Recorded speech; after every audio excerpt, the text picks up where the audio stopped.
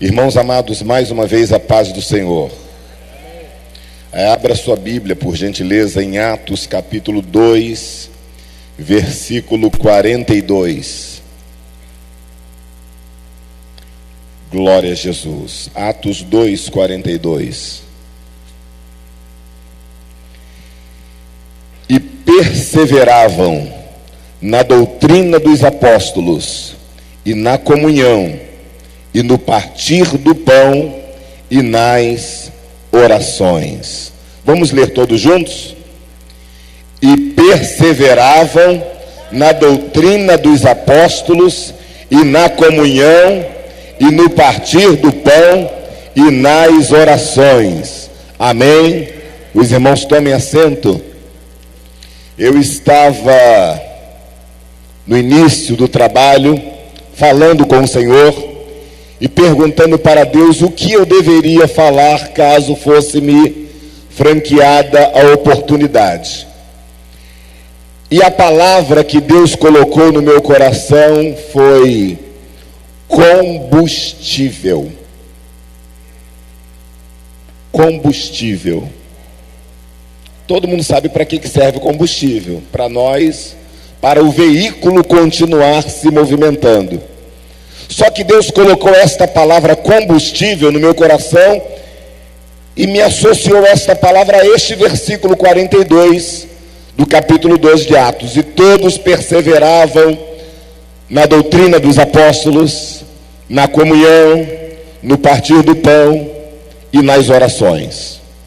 Então eu entendi da parte de Deus que a igreja primitiva, que é uma igreja modelo para todos nós, as atividades da igreja, que são atividades modelo para todos nós, em todas as épocas, em todas as fases, em todas as gerações, inclusive na atual geração, no século atual, eu entendi que estes elementos contidos neste versículo eram o combustível da igreja primitiva e deve ser também o nosso combustível nos dias atuais.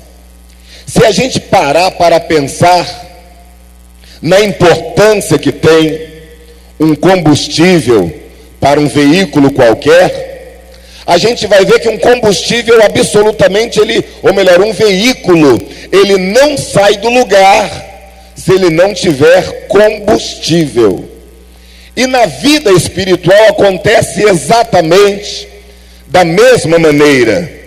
Para nós caminharmos na nossa vida espiritual, para nós desenvolvermos a nossa vida espiritual, nós precisamos também de combustível espiritual. Os irmãos se lembram de Elias, quando estava lá cabrunhado na caverna, aí Deus chamou, o anjo foi e acordou: acorda, Elias, acorda e come. Aí ele despertou, viu aquele alimento, comeu um pouquinho, voltou a dormir, e o anjo acordou de novo: come mais. Elias comeu mais, se alimentou mais, e o anjo disse: come, porque muito comprido te será o caminho. E com a comida que ele comeu, diz o texto, ele caminhou 40 dias e 40 noites.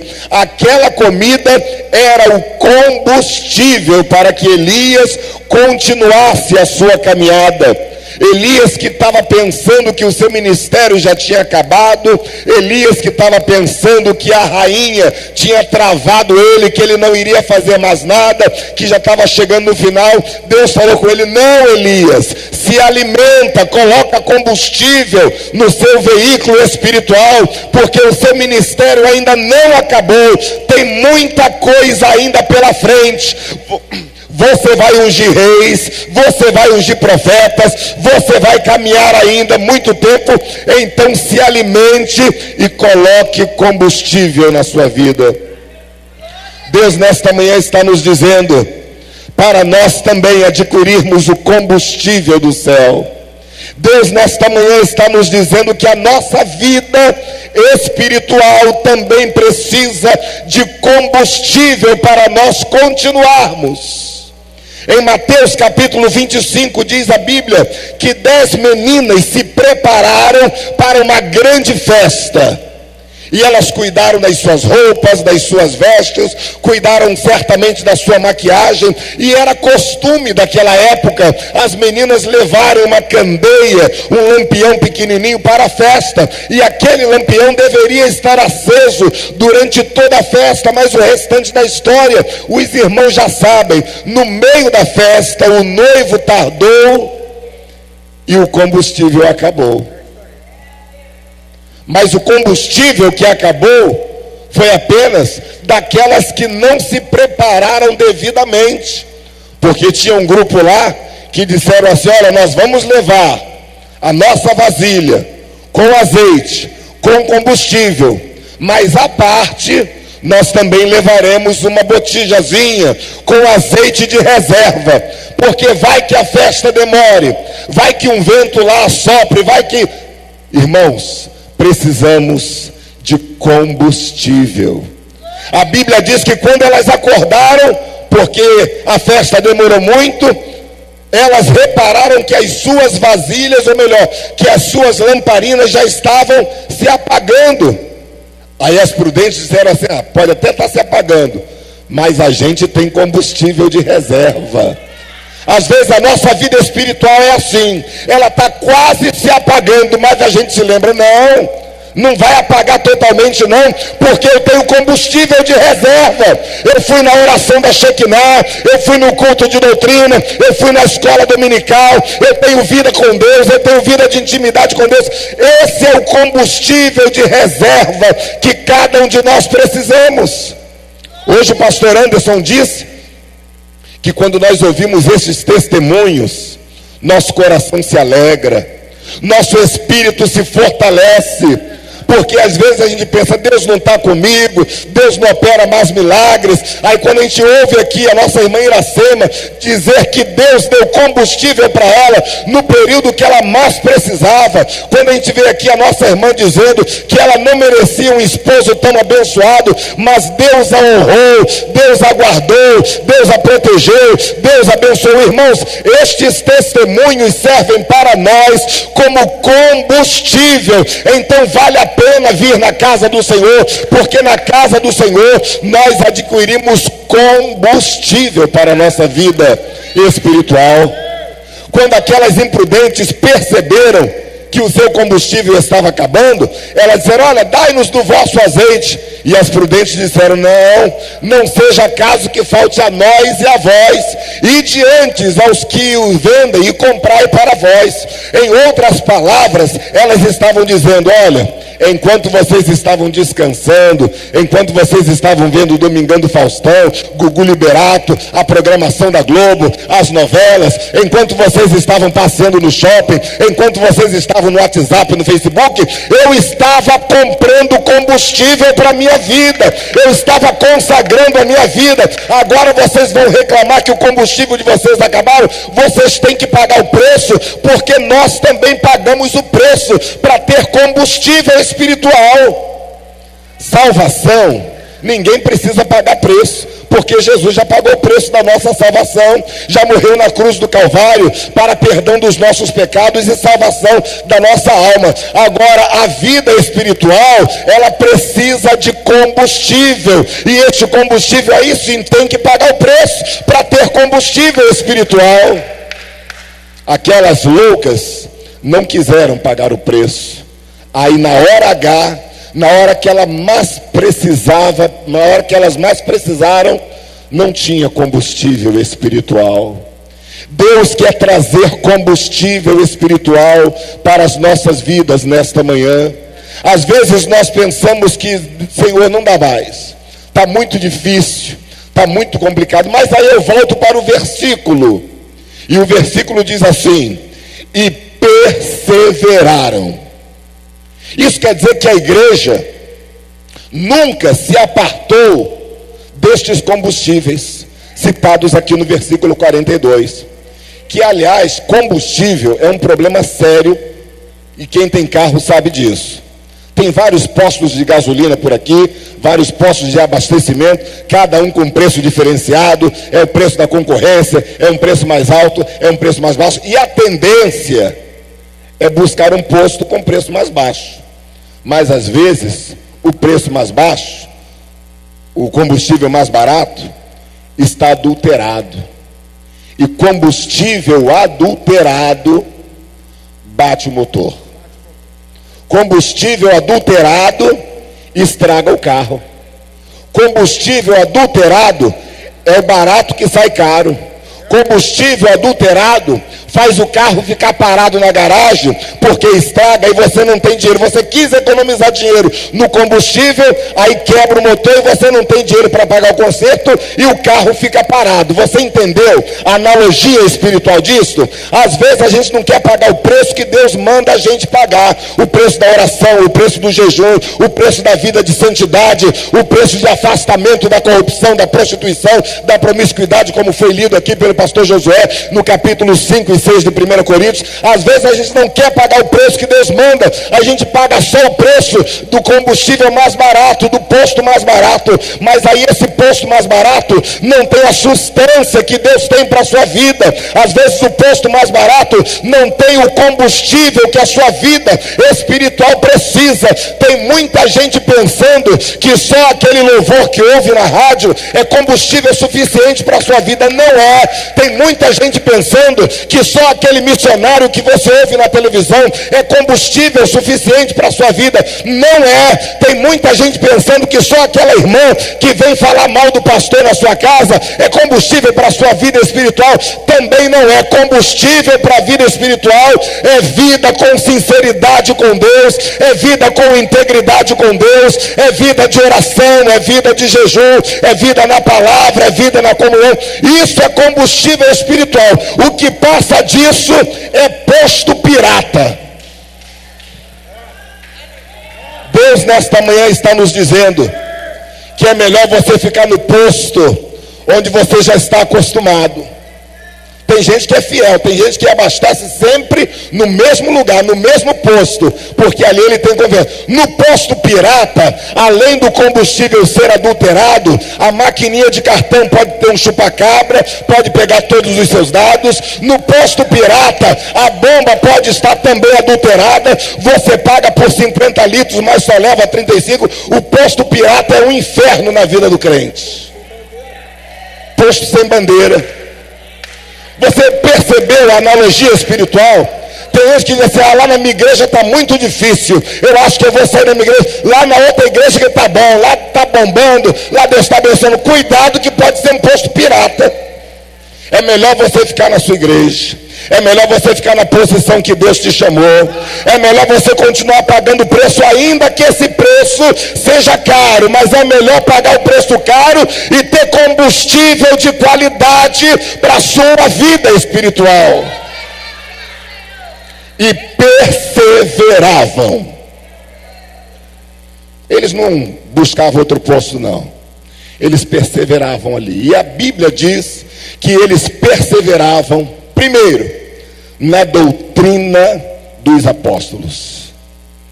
Esse era o primeiro combustível que a igreja primitiva usava. O combustível da palavra. Oh, irmãos, não tem outro combustível melhor. A palavra de Deus é o combustível que nos alimenta. A palavra de Deus é o combustível que nos faz seguir em frente. A palavra de Deus é o combustível que fortalece a nossa alma.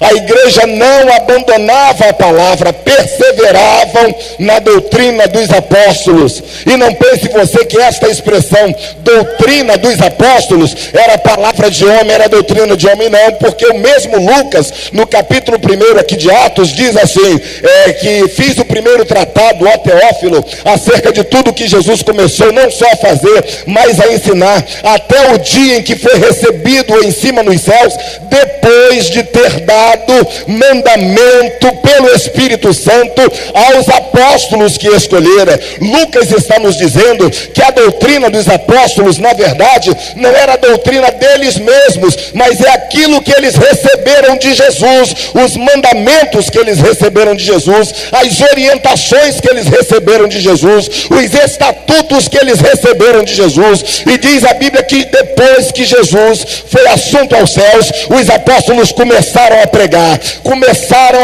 a palavra, e a pregação dos apóstolos começou a incomodar as autoridades religiosas, as autoridades civis, o povo que não queria saber de Deus, porque era uma mensagem diferente, era a palavra de Deus genuína, sem adulteração, era a palavra de Deus que fortalecia os crentes, era através da palavra que a igreja era avivada, era através da palavra que a igreja permanecia unida. Louvado seja o nome do Senhor. A mensagem pregada pelas demais pessoas era uma, mas a mensagem pregada pelos apóstolos, pela igreja do Senhor, era outra, completamente diferente.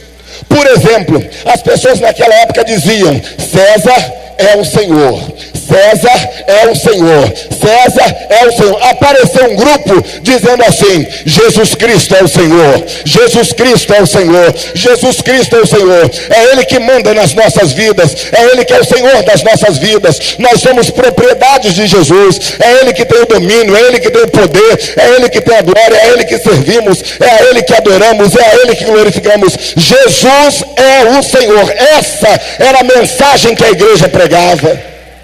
Depois tinha outro grupo que dizia assim: ressurreição não existe. Ressurreição não existe. O homem morre e acabou. O homem morre e não pode voltar. Aí apareceu um grupo dizendo: o nosso Jesus, que é o nosso Senhor, morreu, mas ao terceiro dia Ele ressuscitou dentre os mortos, e Ele está vivo, vivo, vivo para todo sempre.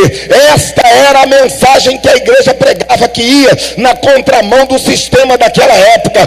O Senhor Jesus é o Senhor das nossas vidas. O Senhor Jesus morreu e ressuscitou. Mas tinha algumas outras mensagens que as pessoas naquela época pregavam. Por exemplo, um dizia: Baal é o Senhor, Baal salva, Baal faz prosperar, Baal faz aquilo, Baal faz aquilo outro. Um outro dizia assim: não, é Astarote que faz isso, que faz aquilo, que faz aquilo outro. Não, são os deuses romanos que faz isso, não, é a Diana dos Efésios que faz isso, faz aquilo outro. Aí apareceu um grupo dizendo assim: só Jesus salva. Não tem Diana dos Efésios, não tem Astarote, não tem Baal, não tem os deuses gregos, não tem os deuses egípcios, não tem os deuses romanos. Só Jesus salva. Só Jesus tem o poder para perdoar o pecado do homem. Só Jesus tem o poder para transformar a criatura humana. Só Jesus tem o poder de levar este homem mortal, finito, pecador, transformá-lo e conduzi-lo às mansões celestiais. Irmãos, a palavra de Deus era o combustível para a igreja do primeiro século. Eu me lembro que depois que Jesus morreu, Pedro falou assim: acabou, vou pescar. E todo desobediente nunca trabalha sozinho. Todo desobediente sempre arrasta mais alguém. Alguns disseram assim: eu vou contigo, então vamos embora pescar. Eles foram chamados para ser pescadores de homens. Aí acabou o ministério: vou voltar a pescar peixe. Aí foram pescar. A Bíblia diz que eles passaram a noite toda sem sucesso, não apanharam nada. Foi trabalho em vão, foi preparativo em vão. De manhã cedo, voltando cansados, tem alguém ali na praia. Eu acho que eu conheço. Ele está gritando, está chamando alguém. É o Senhor Jesus, é Ele mesmo. A Bíblia diz que Pedro estava só de um shortzinho de praia, pescador, mergulhou dentro d'água com vergonha. Aí Jesus falou: lança a rede do lado direito.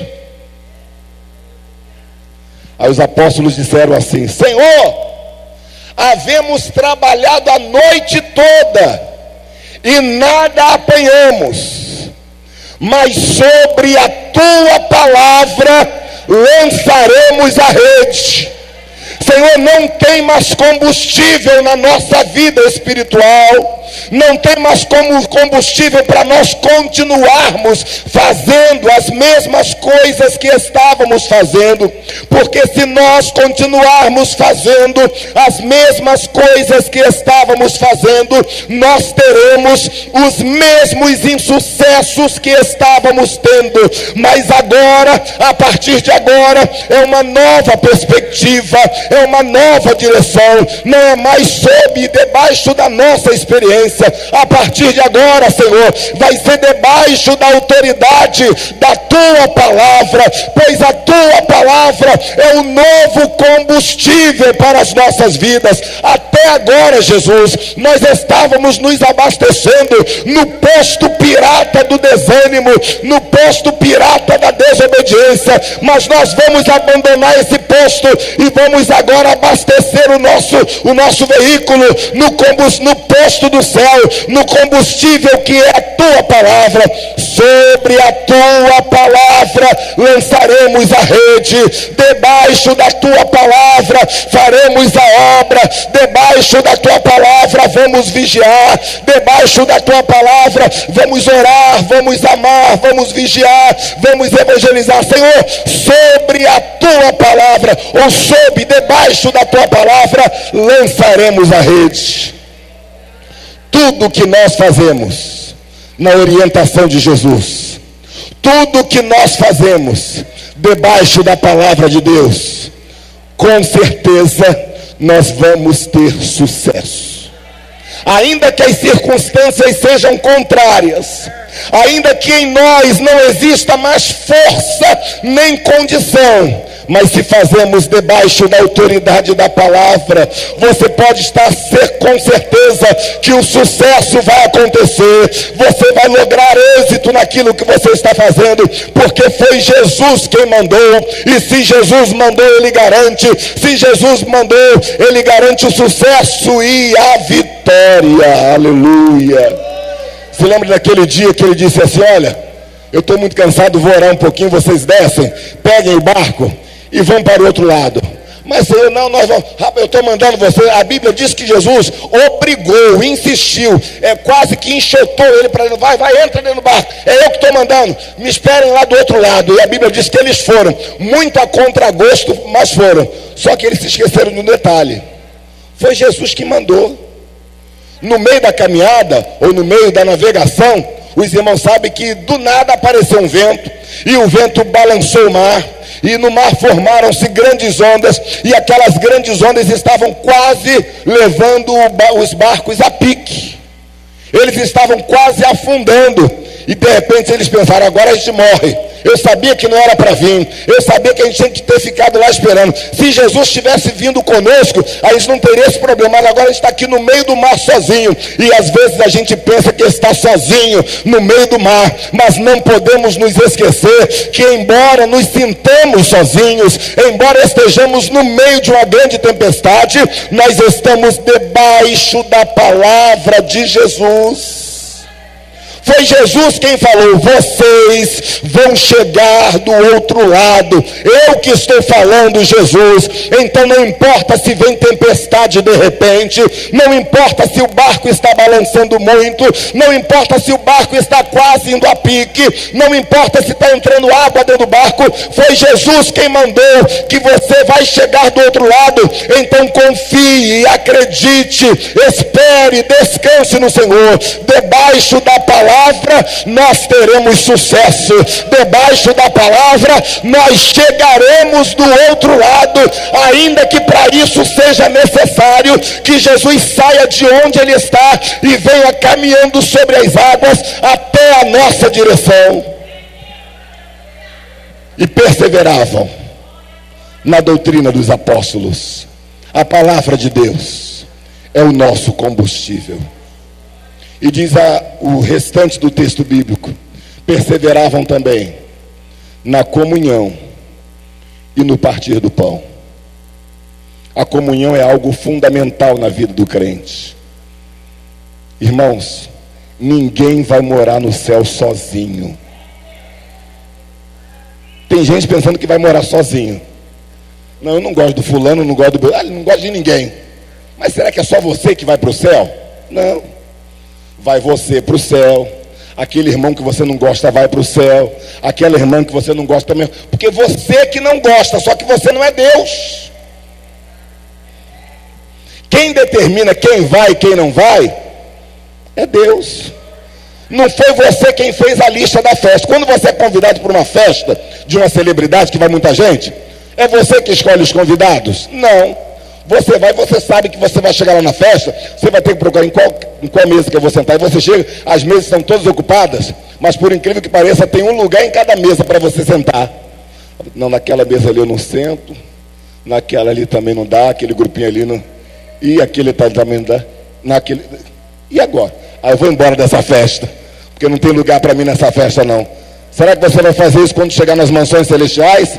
Jesus, eu estou aqui, cheguei no céu. E na ali eu não sei, naquela rua eu não moro, naquela praça ali eu também não quero ficar com aquele irmão, não me dava com aquele irmão não. Irmãos, não vai ter nada disso, irmãos. Nós vamos chegar juntos lá no céu, a gente vai morar junto, aleluia, o nome do Senhor vai ser glorificado na nossa vida. Não existe dois céus, só existe uma nova Jerusalém, só existe uma árvore da vida, só existe um rio da vida, aleluia. Então vamos morar juntos, é comunhão.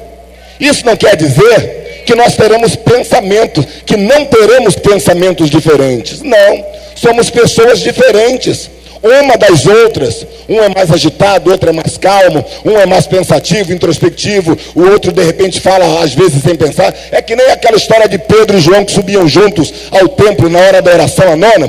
Pedro era de um jeito, João era de outro, mas os dois, cheios do Espírito Santo, atenderam um só propósito, porque eles sabiam o valor da comunhão, irmãos.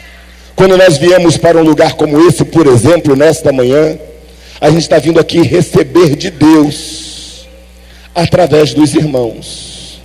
Se todos fossem iguais, nós não receberíamos o que é para ser recebido.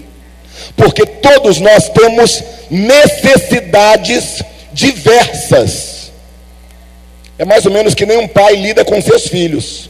O pai ama a todos os filhos, mas para um o pai tem que dar um grito mais forte, para outro o pai tem que ameaçar, olha, eu vou bater, hein? Para o outro, se falar que vai bater, fica frustrado, fica nervoso, aí o pai já trata de um jeito diferente. O pai sabe como tratar cada filho.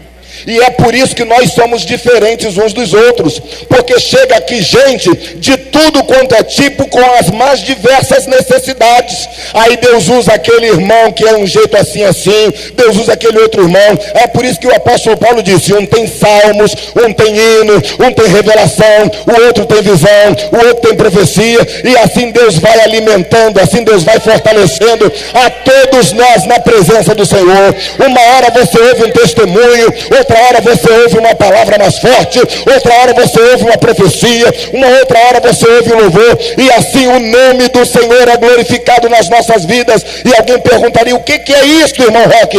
Isto é o combustível da comunhão. Imagine uma grande orquestra, imagine se todos fossem bateristas, imagine se todos fossem trompetistas, imagine se todo mundo tocasse sax.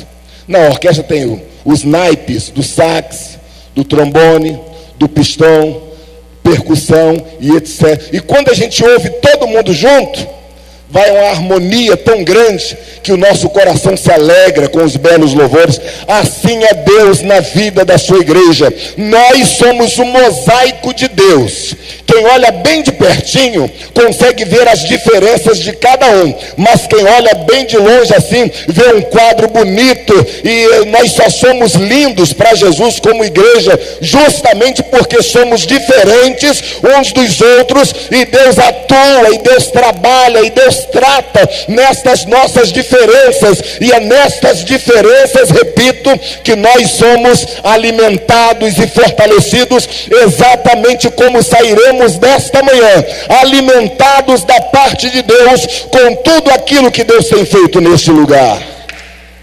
Perseveravam na doutrina, perseveravam na comunhão e no partir do pão. E finalmente o texto bíblico diz: e perseveravam nas orações. Eu diria que a oração não seria nem um combustível, embora Cassiane já falou que oração é alimento, mas eu diria que a oração seria o aditivo do combustível. E deixa eu só lembrar para os irmãos que quando a gente vai no posto, o combustível aditivado é mais caro. O combustível com aditivo é mais... Mas por que é mais caro? Porque o aditivo tem a função de dar mais potência para o motor. O aditivo tem a função de lubrificar e limpar o motor. Então a oração é o aditivo da nossa vida espiritual. Tudo que é feito na igreja tem que ser feito com o aditivo da oração. Tudo que é feito na nossa vida tem que ser feito com o aditivo da oração, porque é a oração que limpa, é a oração que fortalece, é a oração que dá potência, é na oração que você diz: eu estava fraco, mas depois que eu orei, agora eu estou forte e vou continuar na minha caminhada espiritual. A Bíblia diz que todos os anos, Ana e sua família subiam ao templo. Todo mundo adorava, todo mundo se alimentava, todo mundo se alegrava, menos Ana. Ana não se alimentava, Ana não adorava, Ana não se alegrava. Todos os anos a mesma ladainha, nada. A vida espiritual de Ana estava só Jesus na causa, só a mão do anjo. Até um dia que a Ana estava na mesa, viu todo mundo alegre e ela não estava alegre. Ela pensou: eu tenho que mudar essa situação, e só existe um jeito de eu mudar essa situação. Eu acho que o combustível que eu estou tendo para a minha vida não está com aditivo. Eu vou buscar o aditivo espiritual. Diz a Bíblia que a Ana entrou no templo. Ninguém esperava isso. Ana entrou no templo e começou a orar. Aleluia. Começou a buscar o aditivo de Deus. E diz a Bíblia que alguém observava de longe. Alguém até tentava ouvir, mas não conseguia, porque a oração não era para os sacerdotes, a oração era para Deus. A boca de Ana se movia, mas não se ouvia som algum, porque ela orava com o coração, com a amargura de alma. Ela falava diretamente com Deus. Ela estava buscando o aditivo espiritual para a sua vida. E a Bíblia diz que o sacerdote chegou para Ana e falou: mulher, bebeu a noite toda, agora está aí bêbada, não falando coisa com coisa. E Ana falou: não, Senhor, não estou bêbada não. Eu estou falando da minha angústia para Deus. Eu estou falando para Deus que o meu veículo não tem caminhado direito. Toda hora engasga, toda hora para. Eu preciso de um renovo da parte de Deus. E eu fiz um pedido aqui para Deus. Se Ele me atender, eu vou reverter este pedido para a glória do nome dEle. Tudo aquilo que Ele me der, eu vou devolver para Ele. O sacerdote disse assim: então vai. Então vai e seja feito conforme a tua fé, conforme aquilo que você propôs no seu coração. Deixa eu dar uma notícia para os irmãos. Ana saiu do templo. Ela ainda não estava com a bênção nas suas mãos. Os irmãos sabem que a bênção que ela foi buscar da parte de Deus era Samuel. Ela queria um filho. Ela queria ser agraciada por Deus com um filho. Ela saiu do templo. Ela ainda não estava grávida. Ela não estava com o bebê nas suas mãos. Ela ainda não tinha humanamente perspectiva nenhuma. Mas quando ela voltou lá para o salão, onde seu esposo e as demais pessoas estavam reunidos, olharam assim para ela. Ana, o que aconteceu? Adotou uma criança? Não, não adotei ninguém não. Mas você está diferente. As pessoas perceberam que agora Ana estava alegre. O seu semblante já não era mais triste. Ela estava adorando a Deus. Ela estava glorificando a Deus. Eu repito, a bênção ainda não estava na mão de Ana, mas ela já tinha sido transformada em seu interior, porque ela agora estava com um novo aditivo, o aditivo da oração. Quando a gente ora, Deus muda o nosso semblante. Quando a gente ora, Deus muda o nosso coração. Quando a gente ora, Deus muda a nossa vida e nos dá força para continuar. Eu termino dizendo: você vai continuar na sua vida cristã. mas não vai continuar do mesmo jeito. Você vai continuar, mas agora alegre, firme, fortalecido, adorando, glorificando e exaltando o nome do Senhor, porque Deus nesta manhã já tem providenciado para as nossas vidas o combustível da palavra e o aditivo da oração, para que a nossa vida seja transformada e nós possamos, juntamente com os irmãos, chegarmos até as mansões celestiais. Glória a Deus! Quem receber essa palavra aí, dá uma glória para Deus.